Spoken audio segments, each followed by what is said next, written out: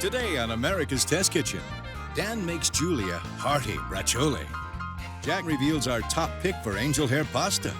Lisa reviews scrub brushes. And Julia shows Bridget a streamlined recipe for pasta with burst cherry tomato sauce. It's all coming up right here on America's Test Kitchen.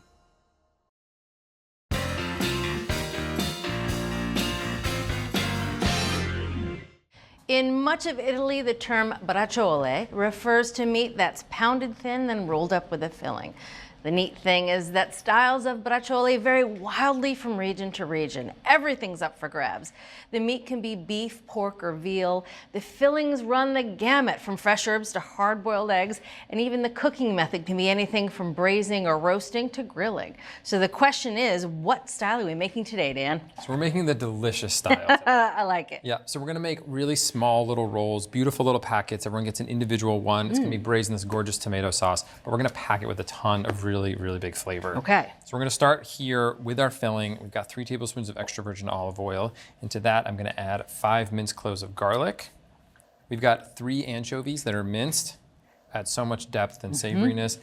We've got 2 teaspoons of grated lemon zest. You weren't kidding about added flavor. No. Garlic, anchovy, lemon zest. Pow, pow, pow. Right off the top, exactly.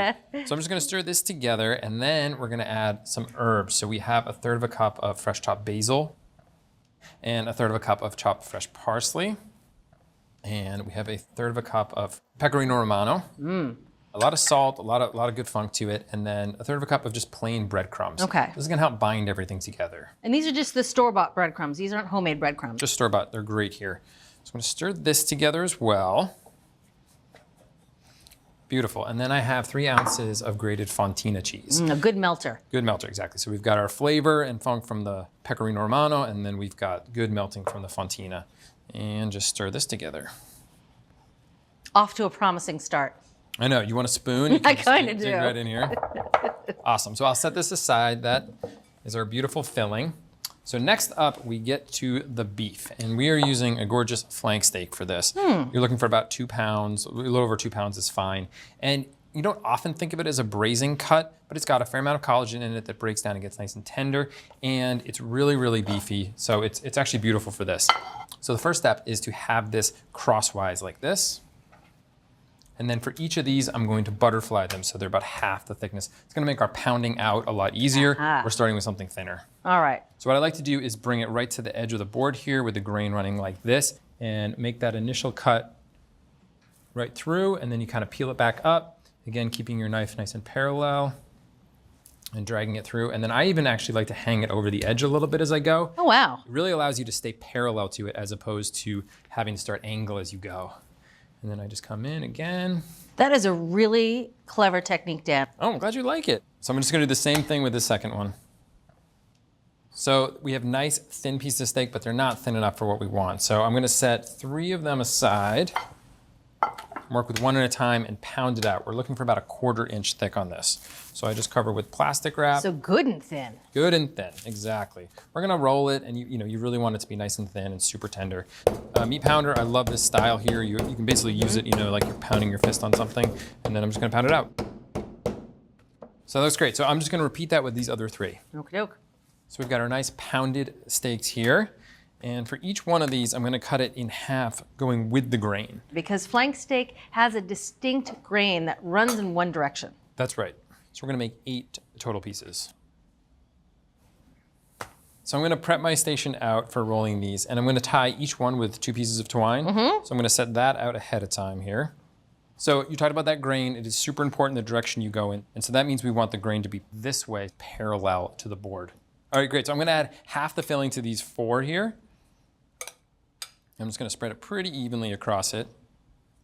So the final layer before we roll these up is a beautiful thin piece of prosciutto. So obviously this is gonna add tons of saltiness, fattiness, funk. It's just, yeah, it's a beautiful thing. A little bit of pork. Just a little bit of pork. Awesome, so now it's time to roll. So we're gonna start on this end and roll away from ourselves. Just like this. All right, so nice and tight. Nice and tight. All right. And then when you get to the end, we've already got our strings on there, so we can just go right around. I like to do a little double. Double. think I tied mine tight enough. You're tying them pretty tight. Obviously, they'll shrink as they cook. You don't want them to unroll, so. I think you did a great job. Thanks. And we'll go back and just trim off our ends. So we have nice, neat little packages. I'm just gonna transfer these over here and give myself room to do the other 4. Okie doke. So I've got a 1/4 cup of extra virgin olive oil heating over medium-high heat in this pot. We're just getting it to shimmering, basically. Okay. And in the meantime, I'm gonna season up these rolls with a teaspoon of salt and half teaspoon of pepper. We didn't put any salt or pepper in the filling, but that's probably because that cheese is pretty salty. A lot of times I can be pretty heavy-handed when I'm seasoning meat, and we wanna be a little careful here. All right, so we're gonna get all of these into it. It's gonna be nice and snug, but we're gonna brown them for about 8 to 10 minutes, flipping halfway through or as needed to get really good browning on all sides. They're all gonna fit in the pan. They're all gonna fit in the pan. Really? All right, this I've gotta watch. Well, I wanna see how you organize them. Oh, I see. You're totally gonna fit them all in. Right? My goodness. Like a challenge. So we're gonna go for about 8 to 10 minutes. We're looking for great browning on 2 sides. Smelling good. Smells great, right? So we've got beautiful browning. We're gonna get these out. We're gonna go right back onto the same tray we used. They're gonna keep cooking later, so it's totally safe. Ooh, look at that fond in the bottom of the pot. That's so much flavor right there. Great, now we're gonna go in with 1 large chopped onion. We're gonna cook this until it's nice and soft, about 5 to 7 minutes. At the same time, I'm gonna move it around a lot and use it to scrape up some of that fond. Okay, our onions are beautiful and softened. They picked up a ton of that fond. So we're gonna keep building some flavor. We've got a 1/4 teaspoon of crushed red pepper. No heat. And we've got 5 tablespoons of minced garlic. Some more garlic. A little more garlic in there, yep. So we're up to 11 cloves total so far? I think it's 10. It's not that I'm counting. I'm gonna cook this just until fragrant, which is happening already. Smells good. Takes about 30 seconds. And then we're going with a 1/4 cup of tomato paste. About 3 or 4 minutes and get nice browning on it. Yeah, by browning tomato paste, even for an extra minute or 2, you really deepen the flavor of whatever sauce you're making. Time for a little bit of wine. We've got 3/4 cups of red wine here. This is gonna be a deep flavored sauce. Oh yeah. I also love how you built up a really nice fond around the rim of the pan, and now you can scrape it all off the wine. Now we're gonna add a 28-ounce can of crushed tomatoes. Okay.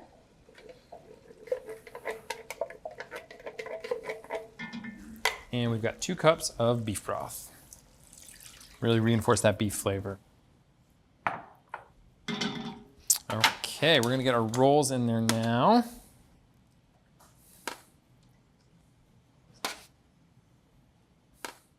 Okay, so it's up to a simmer, which is awesome. We're gonna cover this now. And we're gonna braise in the oven. So I have a 325-degree oven, 2.5 to 3 hours. We're looking for fork tender. And we're gonna flip them halfway through. Okay. Oh, the aroma coming from this oven is unmistakable. So good.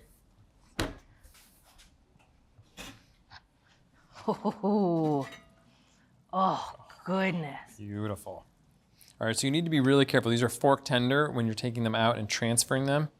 Oh, I could see in your tongs, they're Right? just squeezable. Just beautiful and tender. Okay, so now I'm just gonna take this twine off. So I've gotten all those strings off. Now I'm gonna finish up our sauce. So we've got another 2 tablespoons of chopped fresh basil. Freshen up that sauce a little bit. Exactly. So I'm gonna stir that in, and then we'll do a little taste for seasoning.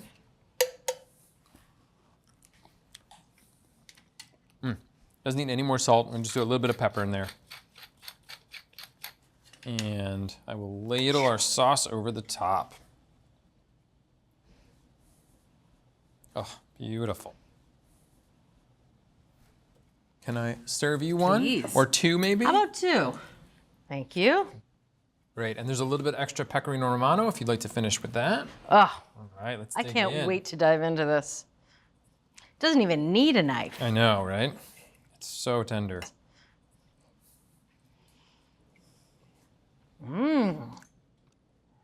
Oh, you get the beef, the cheese, a little bit of lemon, the garlic. Oh, man, that is a hearty, hearty dish. It's so good. It's so good. And that flank steak is the perfect cut for this. It's super beefy. It's got enough fat to stand up to that long cook. It's really nice. Oh, Dan, this is delicious. Thank you. You're welcome. So if you want to make this classic beef braciole, make a filling with herbs, cheese, and breadcrumbs. Using flank steak, carefully cut, pound, and roll the meat into portions and braise until very tender in a simple tomato sauce. From America's Test Kitchen, a classic recipe for braciole. This is a winner. At Cooks Illustrated, we're food nerds. That's why every recipe we develop involves research, cooking science, and rigorous testing by our team of expert test cooks. Only the highest rated recipes earn a place in our award-winning magazine. Every issue features our latest recipes and discoveries, cooking tips, and equipment and ingredient reviews. Our step-by-step photos and hand-drawn illustrations show you exactly how to succeed. So, are you ready to become the best cook you know? Subscribe to Cooks Illustrated magazine at cooksillustrated.com today.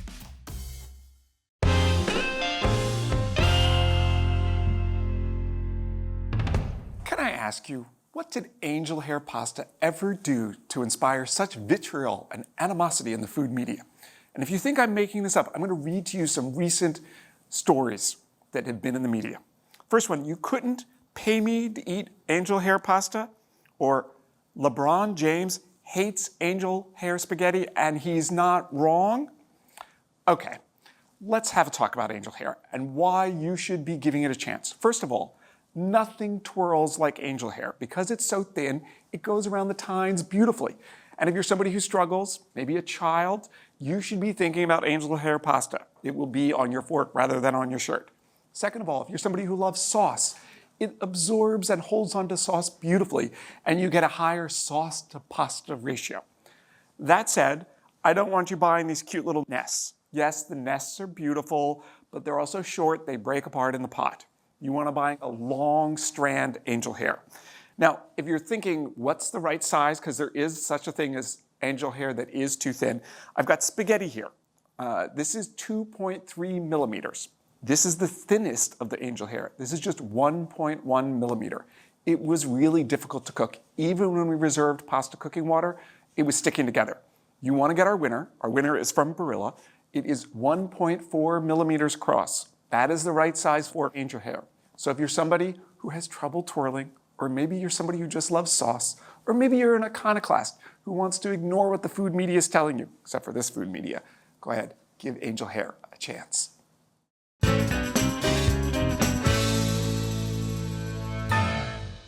When we're tackling the most stubborn cookware messes, we grab a scrub brush. Brushes are way better than sponges at cutting through tough, gunky messes on pots and pans.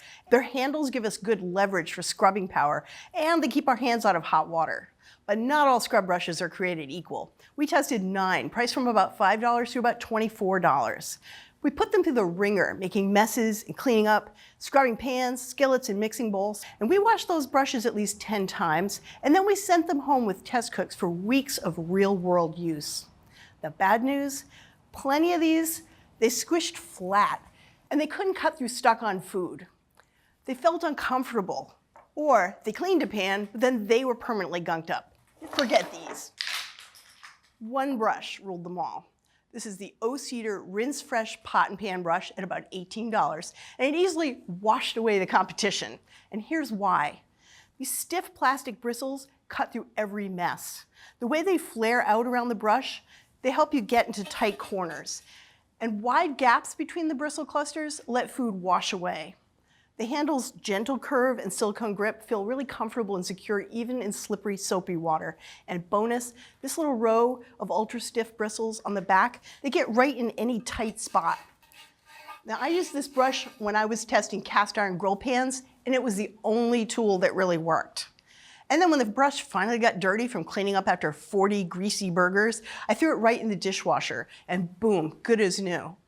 This brush has earned a permanent place by my sink, and I think it belongs in your kitchen too.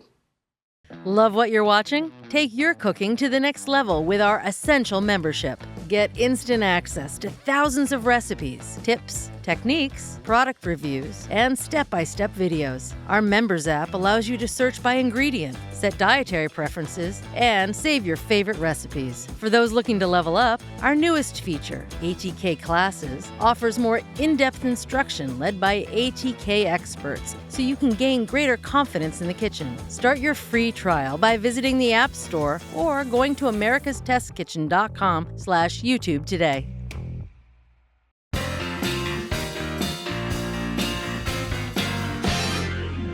It's always a good idea for the home cook to have a few pasta recipes that they can pull out of their back pocket at the last minute.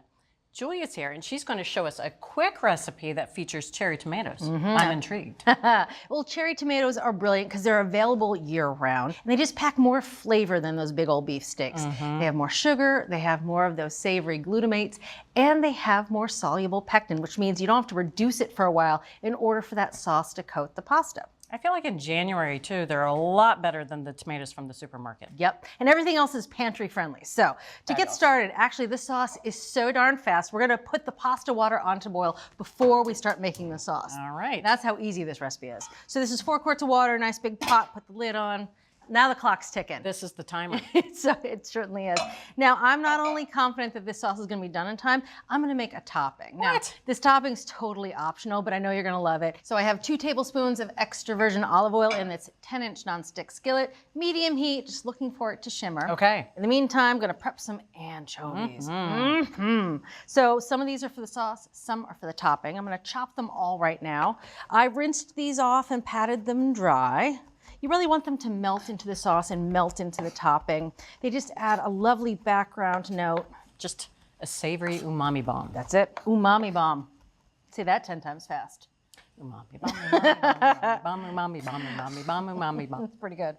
All right, I'm gonna add this 1 anchovy, and I'm gonna add some capers. This is Okay. a 1/4 cup of capers that I rinsed and patted dry. And I am stepping back. Yeah, so medium heat. So we're just gonna cook this for a few minutes, about 3 minutes. We're looking for those capers to shrink and darken in color. All right. Oh, those are perfect. Now I'm just gonna take the capers and anchovies out with a slotted spoon, just so I can leave that oil in the pan. Oh, you got that look on your face? I just want a big loaf of bread, smear of butter, and then those right on top. Fried capers and anchovies, Yeah. I know. There we have it, the solids are out. Now back to the oil left in the pan, I'm gonna add some panko. This is 1/2 cup of panko, 1/8 of a teaspoon salt, 1/8 of a teaspoon pepper. Now we're gonna toast the panko in that flavorful oil for another 4 or 5 minutes till they're nice and golden. Again, over medium heat. Oh, you did create such a beautiful flavored oil. Don't waste it. That's right. All right, oh, Beautiful. aren't they? That only took about 4 minutes. It smells great too. Yeah, right back into the bowl. Now I'm gonna mix in the fried capers and anchovies, 1/4 cup of fresh parsley, and this is a teaspoon of fresh lemon zest.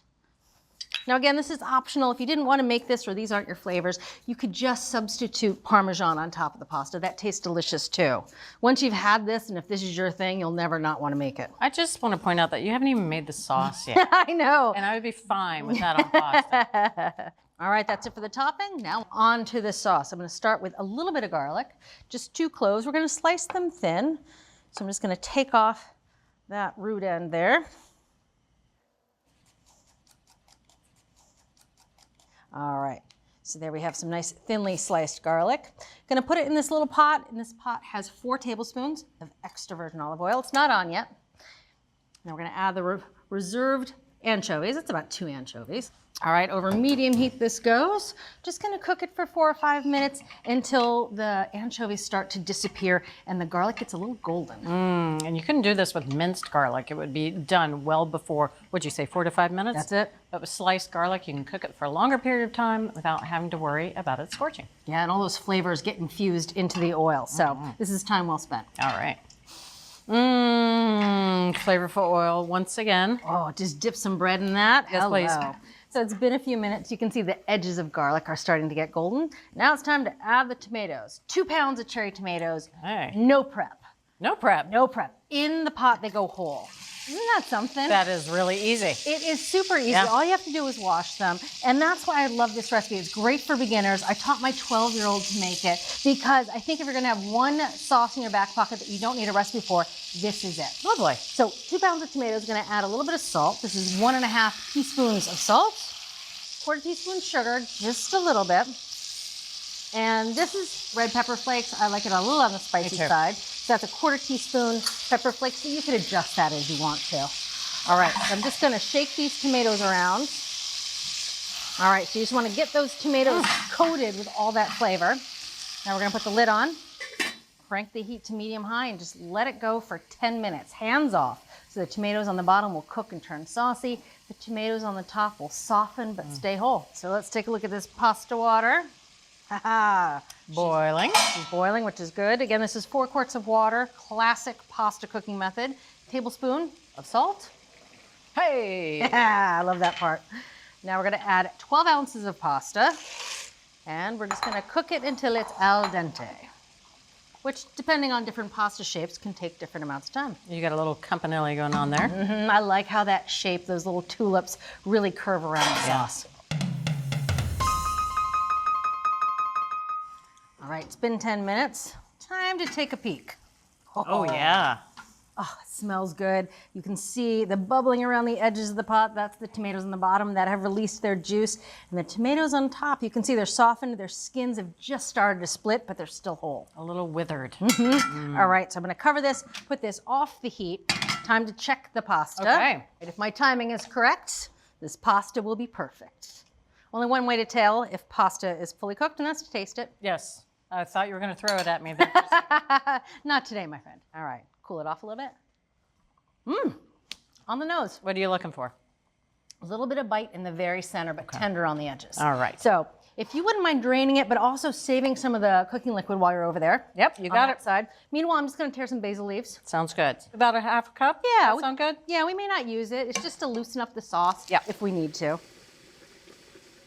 So we're gonna finish this pasta with some fresh basil. And rather than cut it, I'm just gonna tear it into some nice big pieces, nice rustic pieces. This is a very rustic dish. That's about a half a cup of basil. All right, back into the pot we go. All right. All right, now I'm gonna gently transfer this tomato mixture right into the pasta. Oh, yes, wanna get all the little bits on the bottom of the pan in that pot. Oh, hello, garlic. It's a lot of flavor. You don't want to leave anything behind. Nope. So now we're gonna add 2 tablespoons of chilled unsalted butter. This just adds some richness, adds some nice body, and of course, the basil. Stirring it so that some of those tomatoes break down, some stay whole, that butter melts. A nice creaminess. So that the cherry tomato, the flavor, all of it sticks to the pasta. That's it. All right. Oh, it smells amazing. Just gonna add a little of that pasta cooking water, help some of that butter and those tomato juices make a nice luscious sauce. Time to taste. Give you some nice big tomatoes on top. Oh, hello. So here's a little of that topping that we made at the very beginning. This is restaurant worthy. It is. I mean, that's what it's all about. You're getting a nice, warm, cooked through juicy cherry tomato. And even though it's not a smooth tomato sauce, you just have the cherry tomatoes going in there, but they burst and they created this juicy, juicy sauce. Yeah. I mean, it's so easy. I love that you don't have to prep the cherry tomatoes. You just dump them in the pot and they cook perfectly on their own. So easy. So savory too. Really well seasoned. Every bite is kind of packing a punch. Yeah. Crunch is good. Yes. But I love those crispy capers and the toasted breadcrumbs. I think this is perfection. Oh, thank you. Right out of the pantry. And if you want to make this a perfect sauce at home, start with a crunchy breadcrumb coating. Saute anchovies with capers and then toss with breadcrumbs. Cook cherry tomatoes with garlic and anchovies until the tomatoes start to break down. Toss pasta with the sauce and butter, then finish with torn basil. So from America's Test Kitchen, a tasty and quick pasta with burst cherry tomato sauce.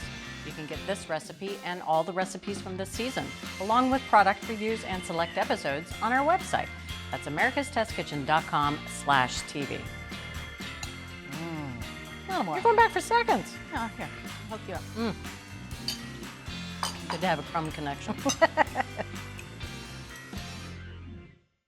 If you're ready to take your cooking to the next level, head over to americastestkitchen.com and get a free trial of our ATK Essential membership. While you're there, you can sign up for our free email newsletters and download our app. So, what are you waiting for?